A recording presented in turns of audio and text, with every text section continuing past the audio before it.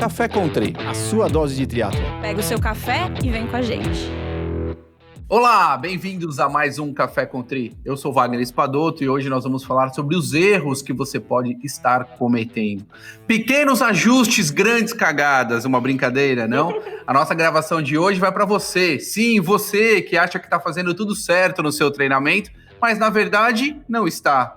Tenho certeza que você conhece alguém que já cometeu ou está cometendo algum destes erros que nós vamos falar aqui hoje. E se for o caso, enquanto você estiver ouvindo e lembrar do seu amigo, compartilhe esse episódio com ele ou com ela. Já usa o botão share aí na hora de compartilhar. Não vai esquecer, tá, galera?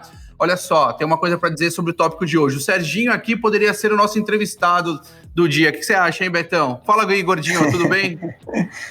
Não tô entendendo isso aí. Não tá entendendo? Esse programa aqui que é uma perseguição é só comigo, né? O Beto não faz nada errado, é isso? Não, imagina. Cada dia é uma porrada diferente, né, Serginho? A Erika também faz tudo certo, viu? Bom, muitas coisas que vamos falar aqui são baseadas no que vejo, né? Normalmente a gente, na experiência de técnico e assistindo várias provas de triatlo, a gente tem acompanhado muita coisa. Então, como coach, a gente vai compartilhar hoje as experiências desses mocorongos aí durante ao longo dos anos. Para começar esse tópico, Betão, me fala uma coisa, você que é super disciplinado, costuma ser regular no seu treinamento, tudo que envolve aí nutrição, físio, enfim, você é um cara que normalmente executa tudo isso daí. Onde você acha que depois de tantos anos, que você já é um cara das antigas, né, nosso ancião aí, você continua errando ou erra pelo menos de vez em quando, Betão? Bom, Wagner, se eu fosse fazer a lista dos erros que eu já cometi e cometo, a gente já para o programa por aqui. Eu vou falando até o final e aí a gente encerra quando acabar.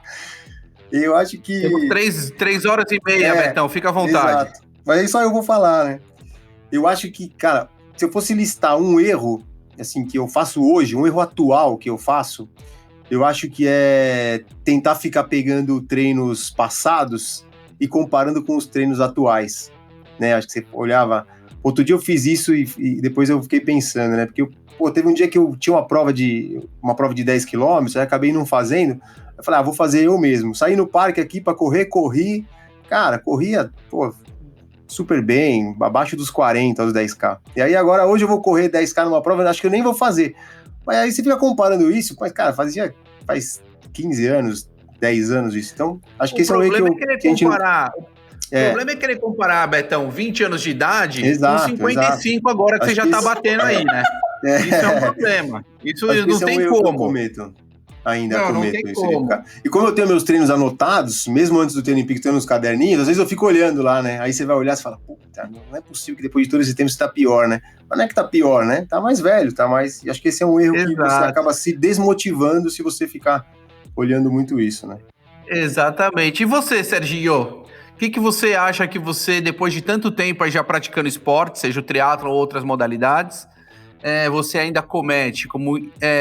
Que tipo de inexperiência você acha que você ainda tem? Então, eu acho assim, não tô numa fase de treinar muito, né? Você tá percebendo que eu não tô treinando, mas eu acho que o que mudou de 20 anos para cá, que eu comecei desde 90 e alguma coisa...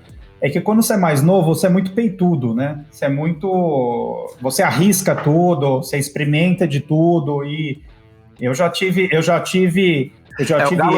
galo velho. Eu já tive erros de hidratação, assim, uma vez no Internacional de Santos, eu inventei de tomar um negócio para me dar uma energia no meio da prova, tive uma desidratação, enfim, e caí no final da prova na corrida porque eu arrisquei fazer uma hidratação da minha cabeça, num sol de 40 graus. É tipo aquela pessoa que vê a estação da Red Bull no 70.3 e fala, vou tomar um Red Bull. Nunca tomou um Red Bull na vida, muito menos no treino. Aí chega lá, sai do pedal, mete um Red Bull. Nossa, é cagada, certeza. Exatamente. Então eu acho assim, o que o Beto falou, né? Essa questão de... Quando a gente começa, nós que já estamos há bastante tempo, vai ser o que, uns quase 20 anos, né, fazendo isso quase, e a gente tem muito essa consciência, essa comparação. Eu acho que quando eu era mais novo, que eu errava muito e ainda erro hoje, a gente arriscava mais, experimentava mais as coisas. E acho que isso é uma coisa natural. Hoje, eu erro ainda, mas eu arrisco um pouco menos. Mas a gente erra, né? Por exemplo, nos últimos meses dessa quarentena, né, como que todo mundo ganhou um pouco de peso, eu principalmente, a gente falava assim, eu vou sair para correr para treinar e vou experimentar sair para correr em jejum. Aí saía para correr em jejum, com um protocolo de você correr, sei lá, 40 minutos, devagar. Aí encontrava um amigo no meio do caminho, o cara dava uma acelerada, às vezes que não era muito, putz, já me quebrava. Depois eu já voltava para casa, no dia seguinte não conseguia andar, porque eu saí para correr em jejum, não deveria ter saído para correr em jejum, e não deveria ter ido na conversa e acelerar para correr com o cara, e já corri mais do que deveria. Mas eu acho que o que muda hoje, né, eu tô com 46 anos, é que a gente fica mais reticente a arriscar mais nessas experiências, né? E eu acho que hoje, apesar de novo, né, não estou como Beto super ativo treinando, a gente escuta mais o coach, a gente escuta mais as recomendações de nutrição, de treino, do que quando você é moleque. Quando você é moleque, você vai para as cabeças, você vai com tudo, né? É verdade. É isso mesmo, Serginho. A gente tem a dificuldade, antigamente a gente não tinha essa expertise de, preciso ir no nutricionista, pensar em equipamentos, era tudo muito mais roots, né? A gente viveu um outro momento aí.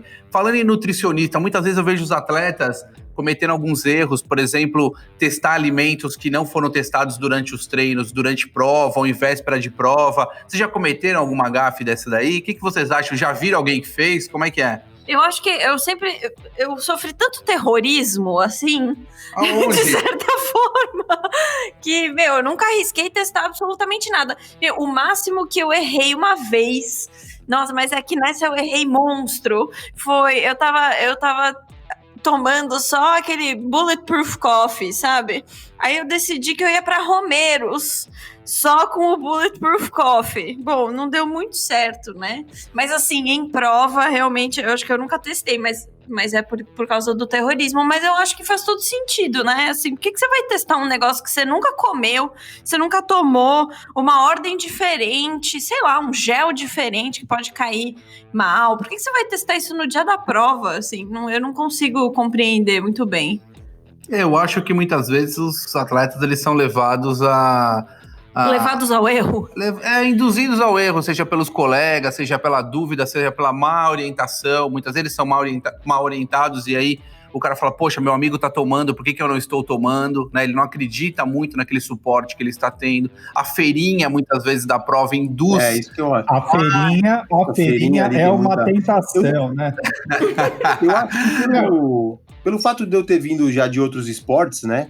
De ter jogado basquete, futebol antes, principalmente o basquete, a gente sempre tinha aquela coisa, né? Eu até falo, não vai me vir aparecer de tênis novo no jogo. Pô, tênis novo, vem treinar antes, né? Usa antes no futebol também. Eu até falava, tá com tênis novo? Vem antes com o tênis, amacia o tênis, né? Eles sempre falavam isso, né? Amacia o tênis. E a gente... O que chute era duríssimo, Betão. O que chute, o 6-8 cravo no original era duríssimo. A gente vinha... Então hoje, você vem no triatlo também, eu nunca testei nada na prova. Acho que por isso. Sempre tive essa coisa, não vou mudar absolutamente nada. Sempre fui de usar a roupa que eu ia fazer na prova, usar um pouquinho antes, para ver como que saía, né? Então, acho que esse erro de mudar coisa na prova, eu nunca cometi. Mesmo com essa coisa de a gente ver, saiu um tênis novo, sensacional, que vai estar à venda na véspera da prova. Cara, não dá para testar na prova, né? Acho que é uma coisa que não vale a pena testar. Eu já vi gente comprando tênis na feirinha para usar na prova. Já vi. Isso tem. Eu já vi um cara caindo na T2, saindo para pedalar, porque o cara... Depois eu descobri que o cara tinha comprado aquele suporte de colocar a caramanhola atrás do banco. Ele foi fazer um monte na bicicleta, enroscou a perna e caiu. O cara comprou na feira, instalou, faltando 1-2 dias, não deve ter experimentado, enfiou 2 caramanholas atrás, porque ele falou, vou pedalar no Ironman 180, e o cara, quando foi fazer um monte, enroscou a perna. Quer dizer, é o que o Beto falou, o cara nunca experimentou. Agora, eu teve uma época que eu corria muito com uma marca de tênis, com modelo de tênis, e aí eu comprei. Hoje em dia a tecnologia dos tênis, você pode usar eles, se você estiver acostumado, zero no dia da prova, ele já vem, não tem mais muito essa coisa de amaciar o tênis, já vem pronto, mas sim, eu já fiz prova, eu já fiz um Ironman com tênis que eu já vinha usando, mas assim, eu comprei um zero e usei no dia da prova. Agora, é como o Beto falou, não era um modelo diferente, era o mesmo modelo que eu estava acostumado, com o cabedal, do tamanho, tudo. Agora tem gente que vai lá na feirinha, poxa, e compra o negócio para usar no dia da prova também, isso é um erro. Serginho, você falou o negócio da caramanhola, o Peter Reed, que ganhou o Ironman, acho que 98, sei lá, 92, 93. Ele teve um problema desse. Ele colocou esse suporte de caramanhola no banco de trás na véspera da prova e ele caiu 2 vezes na T2, quando ele foi sair. Ou na T1, quando ele foi sair para pedalar, ele ia passar a perna por cima e ele chutava a caramanhola e caiu 2 vezes. Você vê, não é um erro, não é só de amador que a gente erra. Né? Esse cara deve ser sobrinho do Peter Reed, então. ou ele viu e é fã do cara e falou, eu vou fazer igual. Ele falou, o cara é pro, vou fazer igual, vou pôr a caramanhola e vou. Sabe que... Mas juro, e eu vou te falar, e outras coisas, a feira, eu acho que aqui dá um programa para falar sobre essa história da feirinha. Eu vi, e tô falando, eu tava comprando gel na feirinha e eu vi um cara querendo comprar, como é que chamava aquele negócio que a gente colocava na frente para tomar líquido ali no clipe, que era, saía um canudinho. Como é que chamava aquilo? Jetstream. Aerodrink. O Aerodrink, exatamente. E aí eu comecei a olhar a conversa do cara e eu percebi que ele tava conhecendo o Aerodrink meio naquele... Ele já tinha... Ele tava cogitando... Ele foi apresentado naquele momento. Juro, era uma sexta-feira, né? A prova era no domingo. E o cara tava... Não, imagina, e o vendedor ainda respondeu, não, mas é super fácil, mas não vai ter nenhum problema para usar isso no dia da... Não, nenhum, imagina. Quer dizer, o cara tá acostumado a se hidratar, aí, Wagner, isso é melhor que... eu para falar, pelo amor de Deus. O cara tá acostumado a se hidratar sentado e, de repente, ele vai mudar a posição de hidratação dele, de todo o treino que ele fez no dia da prova para se hidratar no clipe. Quer dizer, ele tá dobrado ali. Quer dizer, o que pode acontecer, né? Vai engasgar, né? No limite vai dar uma engasgada pesada ali. Não, na verdade é assim, ó, tem 2 problemas. Vocês estavam falando do Aerodrink ali, o suporte de caramanhola traseiro. Tem 2 problemas. Um é na hora do monte, se o atleta realmente não tiver ali uma flexibilidade para ele passar a perna, ele não está acostumado com o padrão de elevação da perna, ele vai se atrapalhar. E outra é no momento que você tira atrás das suas costas, nas suas costas a caramanhola, você bebe. Agora, depois para encaixar, aquilo tem que ser treinado, porque você não olha para trás para encaixar, você continua olhando para frente, né? A Lucy Charles em Kona ano passado. 2019 ou 2018? Retrasado que ela deixou. Perdeu, ela passou no Aid Station. Aid Station não, como é que chama? No Aid Station. Foi. Aid Station. No Special Needs, mentira. Special Needs, é verdade. Foi no Special Needs, lá no retorno, passou no Special Needs, pegou a caramanhola dela e deixou cair. Realmente tem que ser treinado, né? A verdade, Serginho, ali a posição do clipe, o atleta ele já está acostumado ou deveria estar acostumado a ficar no clipe. Uma vez que ele está acostumado a ficar no clipe, a única coisa que ele precisaria era ajustar a altura do canudo. Porque se o canudo ficar muito embaixo, ele vai ter uma movimentação de flexão de quadril maior, e aí atrapalha a pedalar, a compressão diafragmática pior, enfim, umas coisas assim. O outro detalhe é que se tiver muito longo o canudo, atrapalha. Porque às vezes ali escorre água, pinga, entra no olho, é uma desgraça aquilo ali. Então realmente tem que ser treinado, mas são diversos erros. A feirinha realmente ele é um problema, né? Quem tá com o cartão de crédito ali sobrando, arrebenta, né? E aí a vontade de usar muitas vezes passa o limite e fala, poxa, eu não posso usar isso agora, só depois, né? Eu já vi cara comprar roda. Né? Passa por cima. Eu já vi outro negócio. Serginho, eu já vi cara em Nova York, Serginho, comprar roupa de borracha e usar na hora, Serginho, você não sabe. Eu também. Isso aí é uma outra história de um cara que foi fazer uma prova e achou que podia começar no pedal. E ele não entendeu que ele tinha que, para ir pro pedal, ele tinha que nadar. E esse cara, eu não vou falar quem é, ele se enfiou numa loja um dia antes para comprar uma roupa de borracha sem braço, e só que era 3 roupa de borracha. Menor. Era 3 números menores. Então você imagina, esse cara parecia o Bazarop na roupa de borracha, assim, todo arqueado. E ele nadou naquele rio Hudson, frio pra caramba. Quando ele saiu da água, ele já saiu torto, né, da água, né? Por quê? Porque usou uma roupa de borracha um dia antes, que nunca tinha entrado 3 números menores. Assado e torto. Então, aí falando de roupa de borracha, vamos lá. Isso é necessário, é um mito, porque, assim, quantas vezes, o Beto também deve ter já passado por isso, a gente ouve as pessoas, assim, você tá fazendo o seu treino de natação com uma galera e o cara vai fazer uma prova 3 dias antes, 4 dias antes, começa a aparecer um monte de nego na piscina usando roupa de borracha. Hoje em dia, com essas tecnologias, precisa disso ou nunca precisou? O que você acha, Betão? Eu sempre testo. Sempre. 1 semaninha, 2 semanas antes da prova, eu sempre uso a roupa de borracha. Mas você testa ou você usa em todo treino, por exemplo? Eu uso no treino inteiro. É que, assim, normalmente eu gosto de fazer um treino por mês de roupa de borracha. Até para acostumar. Até para a roupa não ficar guardada também sempre, né? Então, às vezes eu tô em São Roque, lá no sítio, que é fria a piscina, eu levo a roupa. Aí faço um treino com a roupa de borracha. E quando é na véspera da prova, na semana, eu faço uns 2 treinos com a roupa de borracha também. Sempre prefiro, sempre gosto de fazer. Ô, Vagnão, diz uma coisa aí como técnico, né? Assim, eu já ouvi falar de um monte de gente que, assim, eu vim da natação, dos 3 esportes é o que eu faço um pouquinho melhor, né? E a natação é um esporte super técnico, né? Como todos os outros, mas assim, é muita eficiência. Quando a gente bota a roupa, muda provavelmente a nossa mecânica de nadar, então por isso que o Beto está falando, é bom fazer um pouco mais de treino com a roupa, quer dizer, eu vou ter menos flexibilidade, menos extensão no braço. A gente, estamos falando de erro, mas também estamos já falando um pouco do que muda, do que não muda, se eu treino um pouco mais de roupa para adaptar o meu estilo ao que eu vou ter na prova na vida real ali, eu vou nadar um pouco diferente, como é que funciona isso? O que eu acho? Eu acho que o Beto está certo. Eu acho que você colocar a roupa de borracha eventualmente para realizar algum treino, de preferência em água fria, melhor, né? A gente tem aqui em São Paulo, por exemplo, o Riacho Grande ou as piscinas que são mais geladas. Você colocar para fazer treinos fortes em piscinas que são aquecidas, muitas vezes pode gerar uma desidratação. Não tem necessidade, tá? Muitos técnicos, inclusive, fazem isso, se eles têm o controle, ok. O que acontece é que a roupa de borracha, ela flutua. Pela borracha, ela vai flutuar. Então, ela muda um pouco a posição do teu corpo. Tanto que atletas que não nadam bem devido à posição do corpo, que é aumentar o arrasto devido às pernas baixas, a Erika tá falando eu, eles têm uma melhor posição de corrida, de nado, tá? Então, ela realmente ajuda. O grande fato é que para nadadores experientes que estão acostumados já com uma posição de corpo mais correta, ela pode ajudar a ter essa flotabilidade, ela vai ajudar, só que o atleta, ele perde a posição dele, porque as pernas normalmente ficam até para fora da água, muitas vezes perdendo um pouco de propulsão. Esses caras nadam bem com as pernas, diferente dos triatletas, né? Então, o que acontece? Eu acho super importante treinar com a roupa de borracha, eu acho importante, sim, realizar alguns treinos com a roupa de borracha.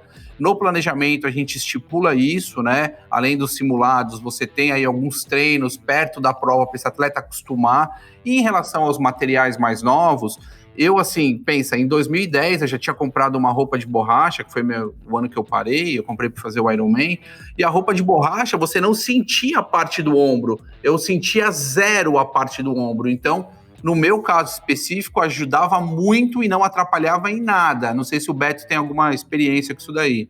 Mas é meio cagada, né, não testar a roupa. Não, eu acho que ajuda, pra mim ajuda. Eu nado mal, então pra mim ajuda. Aí, só pra gente voltar nos erros, a gente tava falando aqui da roupa de borracha, é importante a gente falar também da roupa de borracha, a gente falou da caramanhola e tudo, que volta, aqui, a gente mencionou aqui que isso aí vai atrapalhar o quê? A transição depois, né? Então é bom treinar também, um erro que todo mundo faz é ignorar as transições, né? Então porque você tem que aprender a tirar a roupa de borracha. Sim, eu já errei muito em transição. Tem que aprender a fazer o monte certo, para não chutar a garrafinha que tá no banco de trás, atrás do banco. Então, eu acho que muitas vezes a gente erra isso. A gente não treina, isso eu já sei fazer, não preciso fazer a transição. Aí, na hora de subir na bike, o cara cai, o cara não consegue calçar a sapatilha, o cara sobe no lugar errado, desce no lugar errado, toma penalização, fica 2 horas tentando tirar a roupa de borracha. Então, colocar aí uma sequenciazinha do que você vai fazer nas transições, na T1 e na T2, para te ajudar também, porque é um erro que a gente comete bastante. A gente vê bastante atleta experiente cometendo erro em transição. Eu, inclusive, já cometi bastante erro em transição. Acho que é uma coisa que a gente treina pouco. O que mais, sim, treina pouco, principalmente a T1, né? A T1 por uma condição... O legal era nas piscinas, por exemplo, que a gente não tem essa cultura. Você ter seu rolo ali, né? Você fazer alguns treinos de roupa de borracha, você ter seu rolo na borda da piscina e fazer essa troca. Ou seja, tirar a roupa de borracha e subir para pedalar, para ficar um pouco mais eficiente. Nós não temos essa cultura aqui, né? Você não vê as pessoas entrando com rolo, bicicleta, enfim, dentro de uma academia. O que seria bem... A gente fez uns, né, Vagnão? A gente fez alguns, né? Quando a gente tem a possibilidade, nós sempre tentamos realizar esse tipo de treino, mas no comum, por exemplo, a gente não vê isso nas academias, isso seria extremamente importante. O treino específico não é só nadar de roupa de borracha. Como você falou, o erro ele acontece muitas vezes no momento que o cara tá fazendo a transição. Nós já tivemos atletas que demoraram 6 minutos na transição porque enroscou a roupa de borracha e não conseguia tirar. Aí o tempo que o cara ganhou da roupa de borracha, ele perde na transição, né? Um negócio básico é o cara sair da água e sair com óculos, ele vai até a T1, até tirar a roupa, ele tá com óculos e com a touca colocado. O cara ele já nem treinou, ele nem levanta o óculos e nem tira a touca. E aquilo tá atrapalhando a visão dele, né? Eu vejo, às vezes, o cara quase subir na bicicleta, o cara tá com óculos, né? Tá com o Google ali no... Acontece muito. Uma coisa que a gente sempre fala é assim, primeira coisa, saiu da água, tira o óculos, ou melhor, levanta o óculos, deixa o óculos aqui na testa, para você não ter que ficar carregando aquele óculos e aquela touca na mão, mas você já aumenta a sua visão, ou seja, não tá nada embaçado, você já tem um sentido melhorado, para você começar a entender o que tá acontecendo, né? A gente já viu várias vezes, realmente, o atleta, às vezes, ele tira tudo, deixa na mão, aí não consegue tirar a roupa de borracha. Existe ali algumas técnicas de deixar isso dentro da roupa de borracha, né, na manga, por exemplo. Mas aí é muito pessoal de atleta para atleta, né? Eu não sei como... O que eu tenho visto, assim, é que falta realmente, como o Betão falou, treino, não tem outro caminho. Você sabe que a atividade favorita do Wagner nas provas é ficar na transição, né? Eu adoro ficar na transição filmando. Mas eu fico filmando e gritando, vai, Mocorongo! A sapatilha, morto! Mocorongo! Na última prova que teve na USP, eu levei bronca da Samira Volpe, ela me deu bronca. Vamos, Beto, rápido, rápido, rápido. Tomei bronca. Wagner não tava lá, ela tava lá, me deu bronca. Outra coisa que eu acho que as pessoas, eu já errei muito, e principalmente no início, na insegurança de não saber exatamente o que ter nas transições, ou o que ter numa prova, colocar muita coisa para fazer, muito item, né? Assim, nos bags, na T1, na T2. Então, putz, assim, no início eu me perdia muito, porque você bota tanta opção e você deixa para escolher na hora. Eu vou levar isso, eu vou levar isso. Então, coisas às vezes que já deveriam estar na bike, encaixadas, e que você, numa dúvida, numa inexperiência, você fala assim, não, eu vou deixar para resolver. E para resolver, quando você sai ali da água para subir na bike, você não vai resolver nada, meu amigo. Você tá tentando resolver, você vai conseguir pedalar. Então, Wagner, Beto, fala um pouco sobre isso. Aconteceu com vocês já, essa coisa do excesso de coisa, né? De colocar muita coisa e causar dúvida, né, do que usar? Fala, Betão, você tem muito mais provas no currículo aí. Cara, eu já, pô, agora não tenho mais. Uma vez eu tinha uma roda que era tubular, aí eu ficava, levava 2 pneus na prova pra fazer. Não, melhor levar 2, porque se fura um, aí você faz uma bicicleta leve, né, aí você leva 2 pneus, 5 garrafinhas e não sei quanto purê de batata no saquinho, você sai parecendo um nômade, né? Você sabe que um erro comum é você ter uma bicicleta extremamente leve e não montar a sua estratégia de nutrição com a da prova. Evidente que uma vez que você já conhece a prova, já sabe que tem ali vários aid stations com uma hidratação ok, eu vejo atletas muitas vezes saindo com 4 caramanholas. Poxa, para que você compra uma bicicleta extremamente leve e coloca 2 quilos, né, na sua bicicleta antes de largar, sendo que você tem ali, você pode pegar a sua hidratação no percurso, né? Então é usar muitas vezes a estratégia de nutrição associada à estratégia da prova, né? Com o aid station, que as pessoas saem com tudo muito pesado, né? Mas daí a gente pode até entrar num erro, que eu acho que tem muita gente que não sabe se hidratar enquanto pedala. Não treina isso, por exemplo, não treina pegar a caramanhola, então tem gente que tem medo de deixar passar no aid station ou alguma coisa do tipo, porque não tem essa habilidade. Isso aí é algo que tem que treinar também. Eu fiz uma prova com o Serginho uma vez, eu que tinha que pegar água pra ele. Você lembra, Serginho? Sim, tinha. É que tem neguinho que quer colecionar caramanhola no meio da prova, entendeu? Porque aí o cara vai pra fora e aí os caras, aquelas puta caramanhola, Betão, bonita. Aí o cara não quer largar a caramanhola. Termina a prova, o cara tá com 10 caramanholas, assim, tudo encaixado, pesando 90 quilos, entendeu? Pior que é verdade.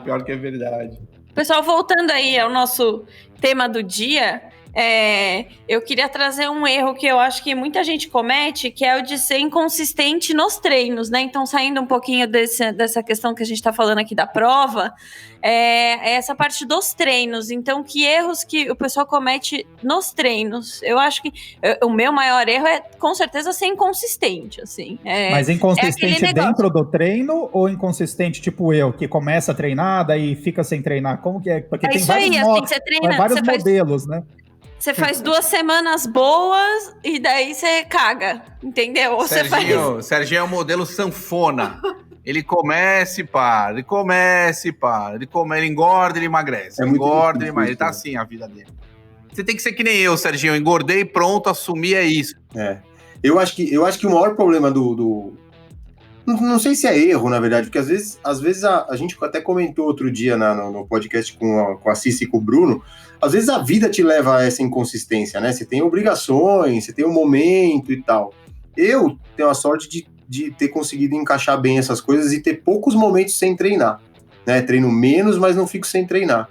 Acho que isso ajuda demais você a ter uma evolução, né?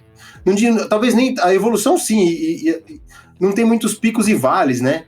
E eu acho que depois que a gente vai ficando mais velho, quando você para você voltar, é muito difícil. Eu lembro uma vez que eu tava indo correndo pro Ibira e encontrei o Hector no caminho, né? E ele me falou, pô, então você não... Ele tava voltando de férias, né? Falou, não, eu tô voltando de férias ainda, você não parou? Eu falei, não parei. Hector, quando você tiver a minha idade, você vai ver que não dá pra parar, meu. Se você parar, você não volta nunca mais. Você reduz. Parar, você não para. Porque depois dos 40 anos, se você para uma semana, 10 dias que seja, é muito difícil você retornar, cara. Dá preguiça, você arruma desculpa, não volta. Então eu prefiro nem parar pra não ter esse risco. Mas eu acho que a consistência é fundamental, cara. Mesmo que seja, não precisa ser né, sempre ali focadaço e tal, mas manter alguma coisinha é sempre importante, não parar. E também tem o outro lado, né, que é não respeitar o descanso proposto, né, gente? Alterar a planilha por conta própria. O atleta gosta muito de treinar mais do que a planilha. Como que vocês veem isso daí? Como que vocês costumam treinar quando treinam? Eu já tive muito... Quando eu estava nos treinos de uma forma bem assídua, de novo, mais novo também, eu tinha muito essa tentação, e era uma tentação porque como você está muito bem preparado, aquele gostinho do próximo treino sempre fica, né? Você está sobrando. Então, para você encontrar alguém no meio do caminho, isso nos longos acontece muito, né? Principalmente quando você acaba correndo com outras pessoas, você encontra um cara que corre mais ou menos como você, só que o cara tem 20, você tem 23 e ele tem 28, entendeu? Só que muitas vezes esses 5 a mais ou esses 2 a mais podem te prejudicar porque não está na tua planilha. Mas quantas vezes cada um de nós já não fez isso? Hoje em dia, como eu tô no dia sim, dia não, nos 40, 50 minutos, já não acontece isso, entendeu? Outro dia eu larguei um amigo meu que queria fazer 1 hora. Eu falei, desculpa, esses 20 minutos a mais, mas assim, acontece, você se empolga e você vai embora. E até no ritmo também, de você querer... porque tem muita gente que fica colocando no teu ouvido, né? Não, você tem que correr com gente melhor que você tem que pedalar, óbvio, sempre, nadar com gente melhor que você, pedalar com gente melhor que você. Aí o cara vai no limite dele e nada no pé de um cara que nada muito mais que ele, fica na roda de um cara que pedala muito mais que ele e vai correr, só que pra corrida não tem isso. E o cara se arrebenta também, né? Porque ele tá num ritmo que não é o dele. Serginho, é o seguinte, por exemplo, se você tem 60 minutos de treino, se você tem 1 hora, e o seu amiguinho tem 1h12, por exemplo, são 20%, né? Então, pense em porcentagem, né? Nunca vai pensar, basicamente, em quilômetros. Porque quilômetros é falar, vou correr mais 1,5 km, 2, não tem problema. Quando eu tenho um treino sendo executado assim, muitas vezes não gera nada, não tem problema nenhum.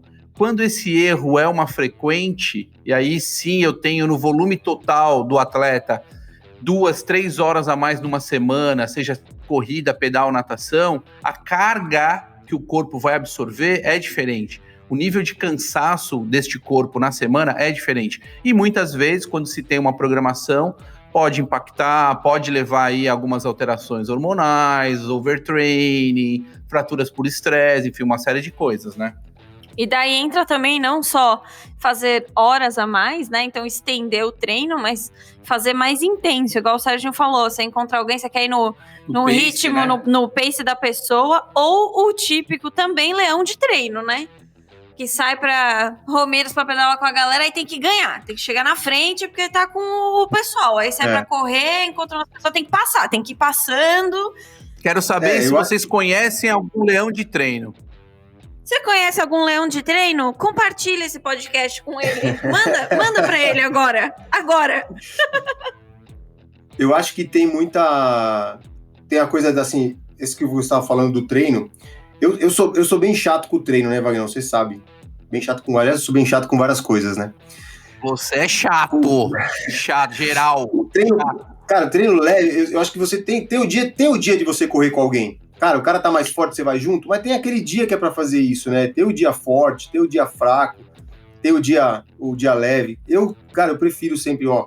Eu lembro quando eu ia pra estrada, lá atrás, o treino era leve, aí passava alguém, vamos com os caras. Eu falei, não é pra ir com os caras, meu. O treino é leve, não é pra ir com os caras, deixa os caras ir embora, meu. Não, mas vamos todo mundo. Não vamos todo mundo, porra nenhuma. Vocês querem ir, vão vocês, eu vou ficar. Então eu já era velho desde jovem, né? Então eu acho que isso ajuda demais, cara. Eu acho que o treino...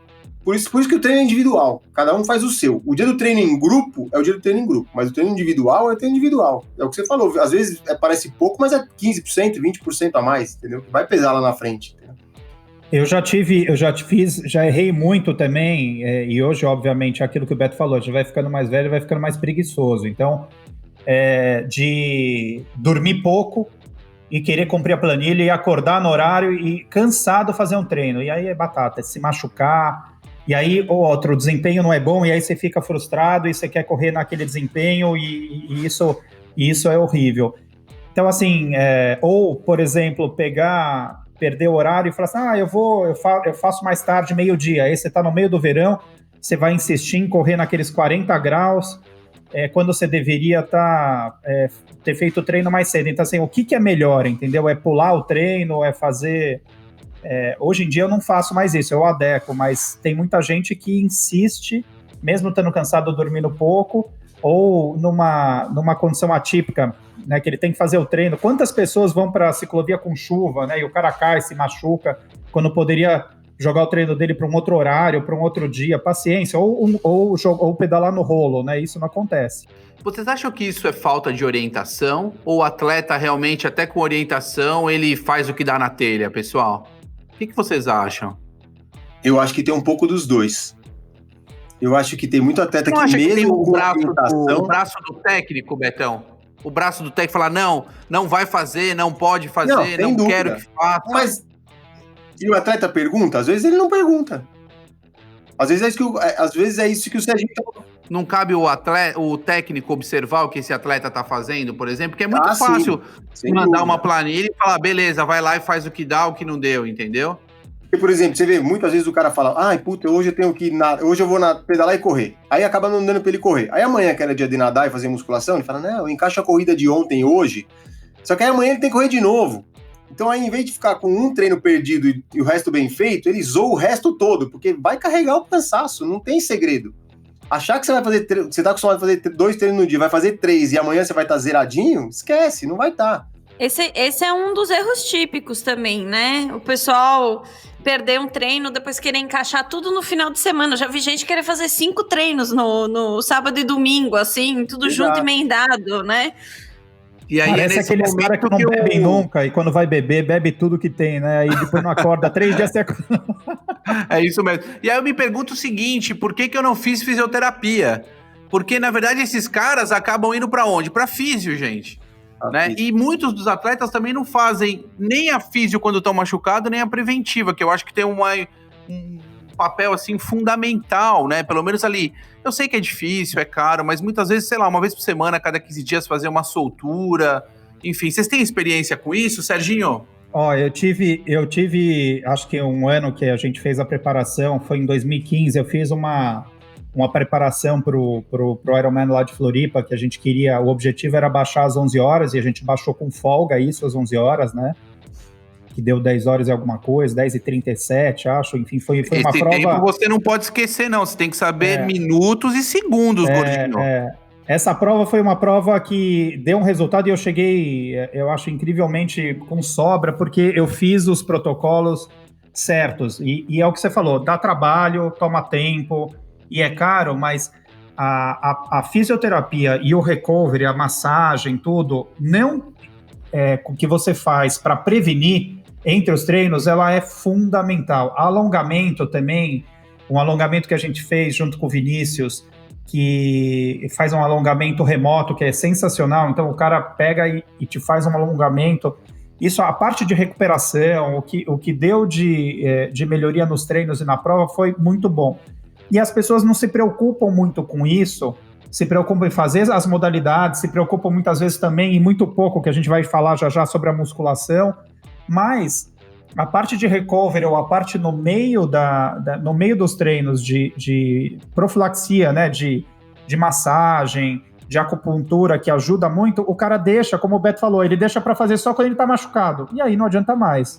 Não, eu ia falar exatamente isso. E não só a pessoa deixa para fazer quando tá machucado, mas às vezes realmente não entende que é preventivo, né? Então assim, comecei a sentir uma dorzinha no joelho. Passa no físio, faz uma avaliação com o físio, melhora a sua soltura, faz soltura em casa, compra um rolinho lá na Decathlon, tem rolinho, sei lá por quantos reais, entendeu? Decathlon patrocina a gente. Entendeu? Compra um rolinho lá, faz em casa, aprende que isso é importante para você continuar treinando, né? Ainda mais se você é uma pessoa que às vezes ou exagerou, né? Ou errou na planilha ali, trocou os dias, porque isso também impacta. O que eu tenho visto sempre é o seguinte, o atleta ele vai sempre deixando algumas coisas, né? Então, assim, alongamento, desaquecer, aquecimento, musculação, o atleta vai deixando de lado. Ele sempre vai focando no quê? Nadar, pedalar e correr. É isso que ele precisa fazer. Só que a gente sabe que a musculação tem um papel importante aí. Não é bem conhecido e estabelecido ainda a prevenção de lesões, mas já tem bastante coisa falando sobre isso. E também pela geração de força, potência, que é extremamente importante para o nosso esporte. Vocês fazem musculação quando estão treinando? Vocês negligenciam isso? Serginho, Serginho, na época que ele treinou de verdade, foi um ciclo, foi acho que a única vez que ele realmente falou, eu vou fazer isso porque eu preciso tirar isso das minhas costas. Ele fez ali, acho que mais de um ano, ou perto disso, mas extremamente regrado, não foi, Serginho? Eu tenho assim, eu vim de outros esportes, como o Beto veio, como você veio, mas eu vim de esportes que eram esportes de motor, né? Então, para mim, a entrada dentro, vamos dizer assim, do atletismo, da corrida, ou do triatlon, foi uma coisa que aconteceu depois. Eu desde moleque, eu corria de moto, enfim, corri de outros esportes, depois jet ski, enfim, corri campeonatos grandes, e eu tive, desde moleque, uma responsabilidade muito grande com os treinos, porque eu já tinha, com 12 anos de idade, patrocínio, eu recebia dinheiro, competia provas fora do país. Mas demais, Serginho. Você precisa contar um dia essa história pra gente, né? Mas isso aí já... acho que aqui a gente tá aqui para falar sobre, né, o assunto. Acho que isso são histórias antigas, podemos falar. Mas assim, eu vim de um esporte de motor. E dentro do esporte de motor, você tem muito a parte da musculação. A musculação, a preparação física com musculação, ela foi muito a minha escola. Eu comecei a fazer musculação, Vagnão, com 12 anos de idade. 12 anos de idade, eu tinha um técnico que era muito famoso em São Paulo, que era o Garita, que era um preparador físico na época, que é como se fosse um Nuno Cobra, e esse cara me dava treino. Pra você ter uma ideia, com 14 anos, eu cheguei a ter fratura de estresse no pé, de tanto que eu treinava musculação, porque eu não estava preparado ainda. Mas assim, a minha grande base foi a musculação junto com os treinos. E eu vou te falar, e na época, isso me deu muito resultado, porque assim, eu terminava a prova inteiro, zero, porque quando acabava a parte técnica ou cardio, não aguentava mais, o que segurava era a parte, né, muscular. Então assim, a musculação para mim é uma coisa que não é difícil, eu tô acostumado, eu gosto, entra no meu dia a dia, como você falou, quando a gente fez o ciclo lá em 2015, a musculação, ela estava presente dentro do que a gente combinou, né? Você colocou a musculação do jeito que tinha que ser e a gente fez. E faz muita diferença mesmo. Porra, que demais. Betão, você, 44, Betão? 44, quase 45. 44. Me fala uma coisa, você tem um corpo de dar inveja. né? Você só tá no triatlon... É verdade, né? Eu tô barrigudo, mas você tá com um corpo sensacional. O Serginho tá barrigudo. Você tá careca lascado, né? Tô barriguda também. Eu tô barriga de tanquinho, assim, pra lavar roupa lá. Você tá careca, tá feio, né? Mas o corpo tá ok, né? A gente precisa só cortar essa cabeça e jogar fora, fica bom o negócio. Mas deixa eu te perguntar uma coisa. Você faz musculação preventiva? Você faz musculação pro esporte porque você gosta? Ou é só estética mesmo, Betão? Conta aqui pra gente. Eu faço porque pra não lesionar, né, meu? Eu acho que a musculação ela é parte que ajuda demais, assim, a gente, né? Na manutenção, principalmente, até por causa da idade também, né? A gente vai perdendo potência, vai perdendo força, né, com o tempo. Não adianta achar que tá igual, né? Por mais que, não, tá com um corpo legal, tudo. Cara, mas não é igual quando eu era mais jovem, né? Então tem que fazer. Eu faço 2 vezes por semana musculação, sempre série de força, mais focada em força. Vou lá no Ale toda quarta-feira, lá o Ale físio, lá na frente da companhia, eu vou lá fazer minha fisioterapia preventiva, que eu acho que tem que fazer, né? Que eu acho que esse é um outro erro que o atleta comete muito, né? Ele espera ter alguma coisa para ir procurar um apoio. E, na verdade, às vezes ele tem alguma coisa e ele vai com essa coisa até quando ele não consegue mais correr, pedalar ou nadar com essa dor para ir procurar um auxílio, né? Então, se quando aparecer ele já for, a recuperação é muito mais rápida e ele fica muito tempo sem treinar, menos tempo sem treinar, né? Então, acho que isso é importante também. Ficar atento às lesões. Meu, tá com uma dor estranha que tá incomodando? Vai ver o que é, né? Não fica esperando ela te alejar para ir depois você ver o que é. Já para, né? Já para, exatamente. Não, e isso muitas vezes o atleta tá com dor, tá machucado e ainda tá com uma meta, basicamente, e o cara, ele seta uma meta para ele de completar determinada prova, seja uma maratona, um Ironman, com tempos absurdos. Ele fala assim, como assim, né? Então, existe também esse lance de você não ajustar a realidade às suas vontades, né? Saber aonde você pode chegar, né? Aí outra coisa que você falou da musculação, a musculação é uma coisa que é difícil da gente colocar, porque a gente não vê uma evolução na musculação. A musculação você está fazendo para evoluir em outros esportes, ou em outra coisa, ou para não se lesionar. E aí, junto com isso, tem a outra coisa que é importante, a gente inclui a musculação, né? E aí, a gente não faz a musculação porque ela não aparece, e aí o que a gente faz? Treina o que a gente é bom. O cara gosta de treinar o melhor esporte que ele faz. Então, ele pedala bem. Então, beleza, ele treina pedal. Puta, mas nada mal pra caramba e corre mal. Não, mas beleza, eu pedalo bem, eu gosto de pedalar, eu gosto da minha bicicleta, gosto de encontrar os amigos no pedal. Cara, o que a gente tem que mais treinar é o que a gente é pior, não o que a gente é melhor, né? E acho que muitas vezes esse é um erro que muita gente comete também. Negligencia um lado e acaba trabalhando muito aquilo que você já tem um potencial estabelecido, né? Onde os ganhos serão menores. Olha que interessante essa informação. Eu tinha uma professora de treinamento em 2000 e ela me falava o seguinte: não adianta você treinar o esporte que você é ruim. O esporte que você é ruim, você tem que treinar para se manter. Treine aquele esporte que você é bom, aquele que você consegue se desenvolver mais. E aí, ali vai ser o seu diferencial. Olha que engraçado essa visão que eu guardei, veja, fazem 20 anos isso, né? E o que você falou, como é engraçado, né? É que depende do nível, né? Eu acho também. Assim, se você nada para sobreviver, se você nadar para sobreviver, correr para se arrastar, mas pedalar muito, não vai adiantar muito. O ideal é tentar equilibrar pelo menos um pouco, né? Tentar melhorar um pouquinho naquilo que você é pior, sem perder naquilo que você é bom. Essa que é a dificuldade do triatlon, né? Eu conheço muita gente que para fazer os treinamentos e por falta de tempo, e é o que o Beto falou, eles acabaram optando por não treinar tanto, ou não treinar uma modalidade que eles eram muito bons, por exemplo, a natação. O cara veio da natação e ele falou assim, eu não vou ter tempo para fazer os treinos, então eu vou privilegiar a corrida e a bike, e a natação, eu vou fazer uma prova sem treinar natação, vou pular na piscina, sei lá, uma vez por semana, menos, mas aí era uma estratégia, né, porque o cara já sabia que ele não ia ter tempo, que ele não ia conseguir, e ele... Dá para fazer isso, Wagner? Às vezes é uma estratégia essa pode ser uma estratégia? Pode ser uma estratégia. O que acontece muitas vezes é que na natação isso pode funcionar bem. Nadador, ele nada muito com técnica. Então, se o cara é bom, começou a nadar desde pequeno, ele vai voltar para a piscina, Serginho, 1 mês, 2 meses antes do Ironman, esse cara completa tranquilamente a natação. Para quem não nada, aí sim é o ponto, porque não vai conseguir fazer isso com a natação. Veja, vamos inverter, vamos pegar o corredor, tá, que corre e que não treina o pedal. Então ele fala assim, poxa, eu não vou treinar tanto pedal, mas eu vou ali completar a minha etapa do pedal, por exemplo, no Ironman, e depois vou sair para correr, que é a minha modalidade forte. O pedal vai desgastar tanto esse atleta que ele vai mal conseguir imprimir o ritmo que ele conseguia imprimir na corrida, né? Então, assim, depende muito do atleta, depende muito qual estratégia vai utilizar e depende o que ele quer com essa prova. Se for em termos de classificação ou melhorar tempo, ele precisa realmente ser rápido ou estar bem treinado em tudo, né? Bem treinado não significa estar o melhor possível em termos de categoria, mas precisa estar bem resistente a tudo. Eu queria falar sobre um assunto, puxar um assunto assim. Quem já entrou numa prova, e tem muita gente que eu conheço que entra em prova e não sabe, o cara nunca participou do seminário sobre as regras da prova, ou nunca leu um regulamento para entender o que pode fazer, o que não pode.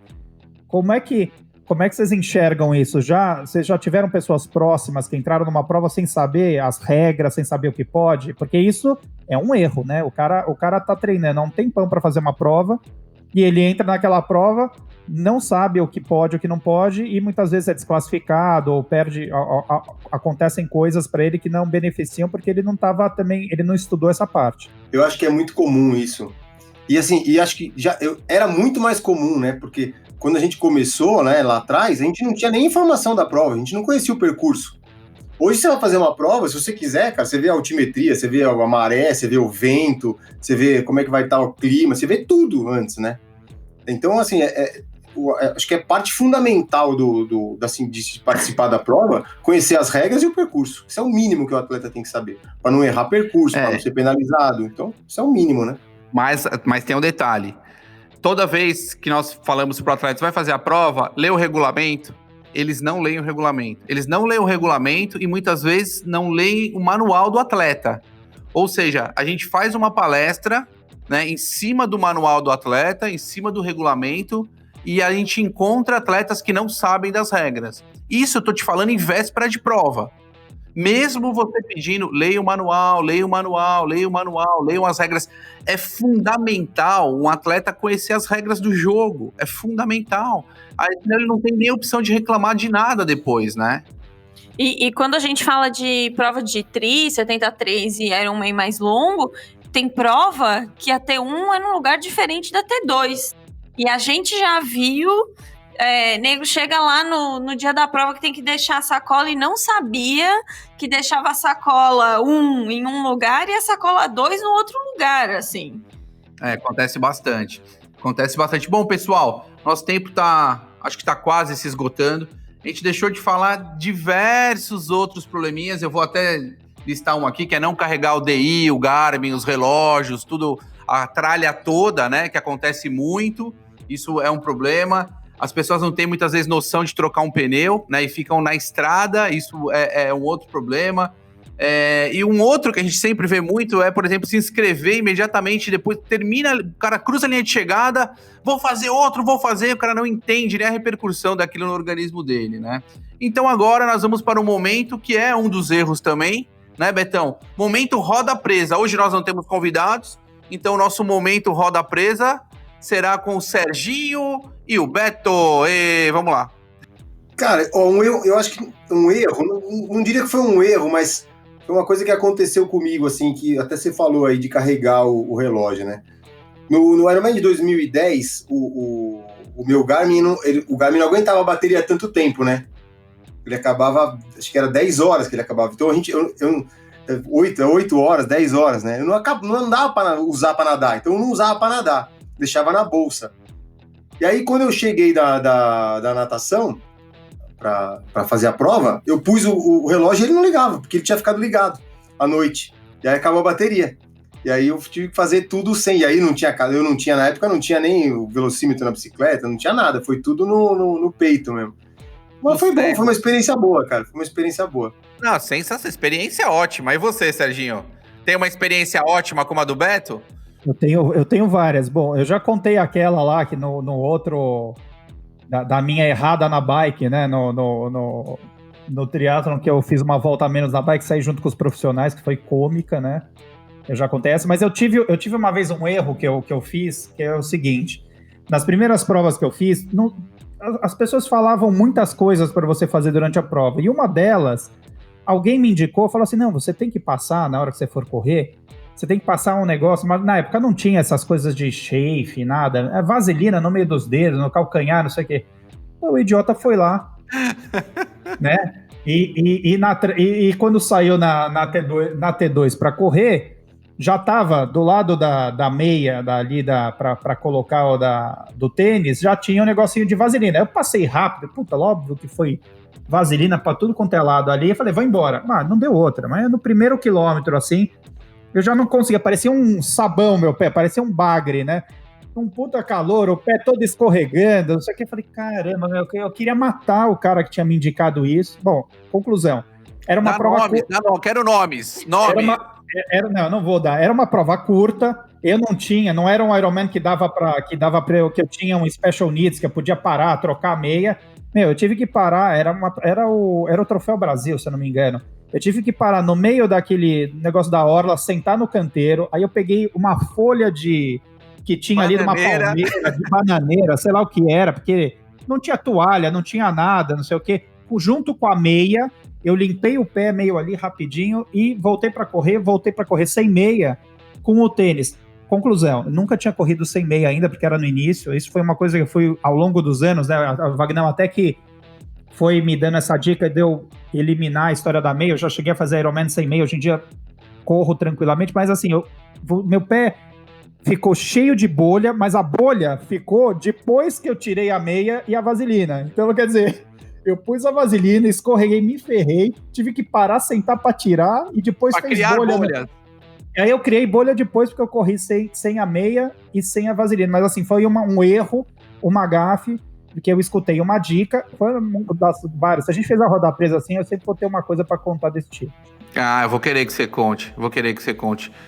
Ô, Wagner, você não vai contar nada, não? Eu não erro, nunca errei. Não tenho erros, cara.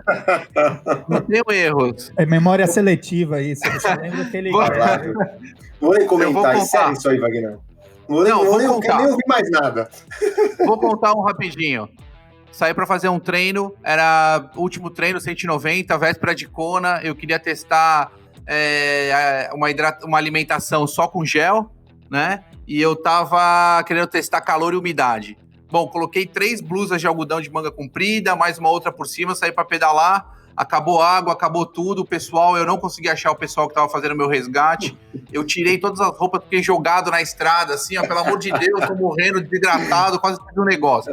É verdade esse causo. O Wagner tem uma mania. O Wagner tem uma mania de sair pra pedalar e se jogar nos cantos, assim, a hora que ele não aguenta mais. Eu mesmo já presenciei isso. Acho que mais. O Pico do Jaraguá. Olha. Eu vou fazer a listinha aqui, viu? Não me depressie, mulher. E agora, pessoal, vamos rapidinho fechar com a nossa sessão Recovery, onde nós compartilhamos dicas de filmes, livros. Pessoal, o que vocês têm aí pra compartilhar com os nossos ouvintes? Momento Recovery. Serginho, quem começa? Cara, vou indicar, hoje eu estava falando essa semana bastante de doping aí, né, de problemas que surgiram aí e tal. Eu acho que um livro legal pra gente ler é o The Secret Race, que é do Tyler Hamilton, que foi companheiro de equipe do Lance Armstrong, que conta todo o cenário aí que aconteceu, toda